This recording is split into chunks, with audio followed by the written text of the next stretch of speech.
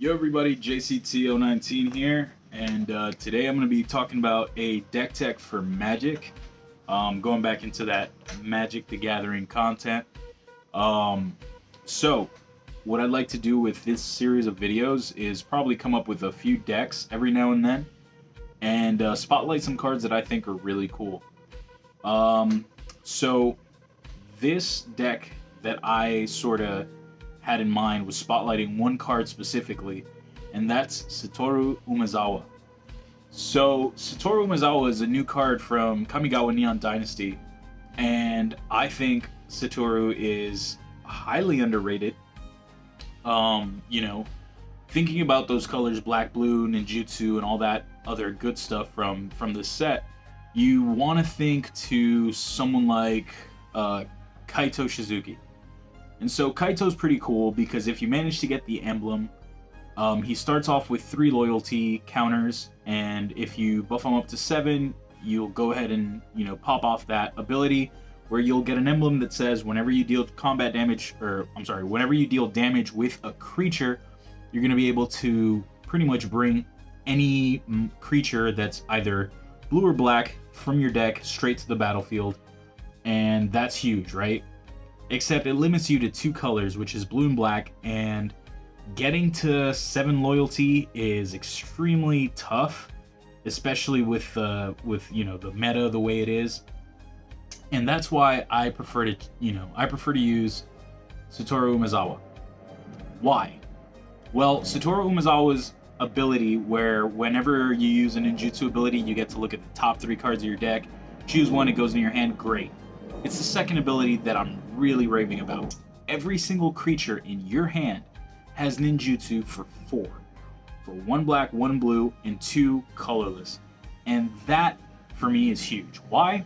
Because it's every single creature in the standard spectrum, right? Or standard, modern, whatever legacy you want to play. It gives any creature the ability to come down from your hand for 4. And I think that's huge.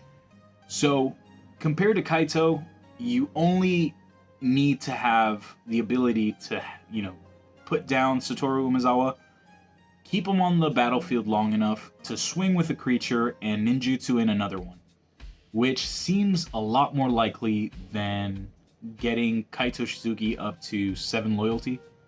So that's why I think this is way more viable, and I'd love to see the ideas that people come up with for decks revolving around Kaito. I think he's going to be a huge staple in a lot of decks that run blue and black, multicolored, anything where you want to bring really big creatures down, like for 4.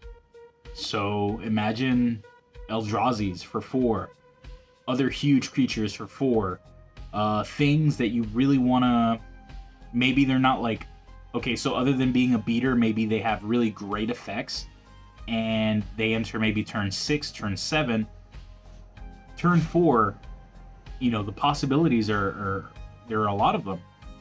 So, go ahead and comment down below. Let me know what your ideas are if you already caught on to this.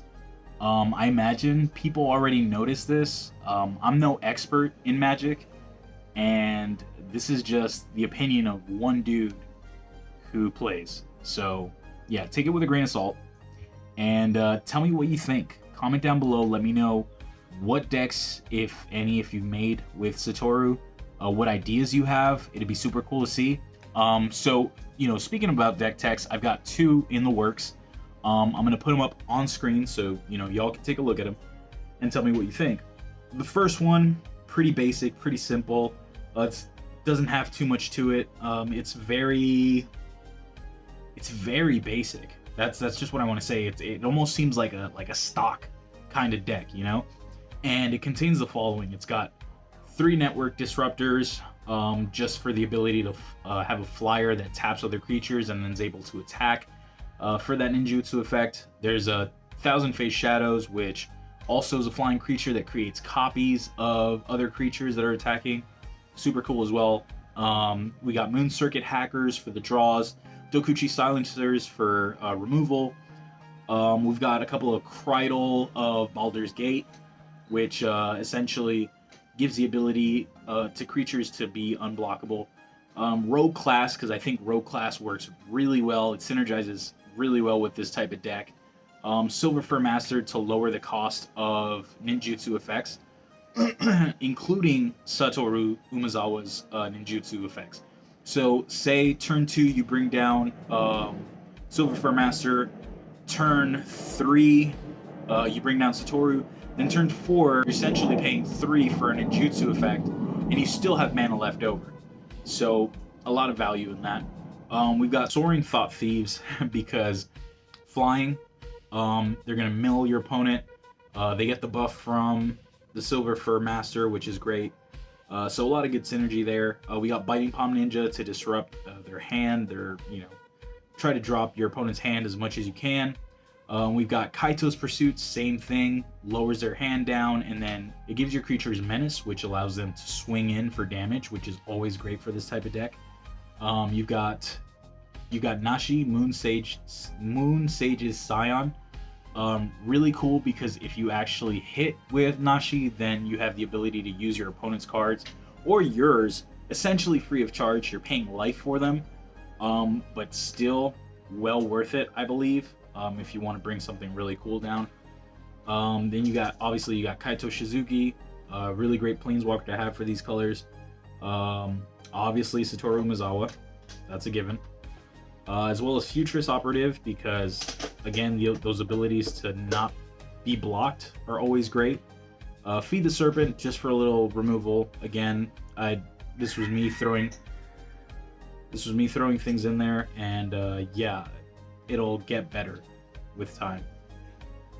We've got 2 of the Long Reach of Night, which is a cool saga because it forces your opponent to either discard or sacrifice a creature, unless they're really bountiful with creatures or tokens or anything like that. They're going to be forced to discard, and then you'll get a creature with Menace, which is always cool. You got Jin-Gitaxias, which really good value there. And then the lands are just going to be 2 of the dual lands, which is Shipwreck Marsh and Clearwater Pathway with Murkwater Pathway, as well as Takenuma, Abandoned Mire, and Otawara Soaring City. Not too many copy of those since they're legendary lands, unless you're running something like Mirror Box. So yeah, again, that's just the very basic sort of deck, and there's not much to that. Moving on to another deck, which you'll be seeing below. I'll have it running since like the beginning of the video. You'll be seeing a match that I played in MTG Arena with this deck, and it was super fun because, you know, it's great to catch your opponent off guard.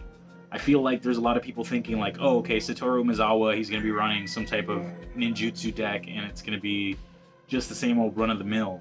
And catching them off guard with this deck was super fun. I've played a couple of matches. This is just one example that I recorded and was able to get that. So we've got 3 Demon of Loathing, 1 Futurist Operative, 3 Icebreaker Krakens, 2 Jin-Gitaxias, 2 Coma Cosmos Serpent, 4 Merfolk Wind Robbers, 4 Moon Circuit Hackers, 1 Old Gnawbone, 4 Satoru Umezawas, 2 Surtland Elementalists. Then we've got 3 Rogue Classes, 2 Considers, and then 3 Kaito Shizukis, 3 Skyclave Relics, followed by the lands, which is pretty similar to the last set of lands. They're the same. Essentially, they just changed up a bit. So I'm running 4 Clearwater Pathways, Murkwater Pathways, 7 Islands, 1 Otawara Soaring City, 4 Shipwreck Marsh, 6 Swamps, and then 1 Takenuma Abandoned Mire. If you're asking yourself why, you know, in the image it's set up that way, it's because I put them in alphabetical order. So yeah, those are my 2 decks that I'm currently, you know, playing with at the moment. And yeah, playing with Satoru has been super fun. That's just a card that I really wanted to spotlight today. Make sure to comment down below. Let me know what ideas you have for Satoru Umezawa, if I inspired you in any way to create index with Satoru Umezawa, if it was funny for you to see the video of me dropping down huge creatures for nothing and forcing my opponent into, you know, quitting pretty much. Yeah, just let me know down below. Make sure to like, comment, subscribe on my videos. It always helps. And yeah, I appreciate you. So thank you for tuning in, and see you next time. Take care.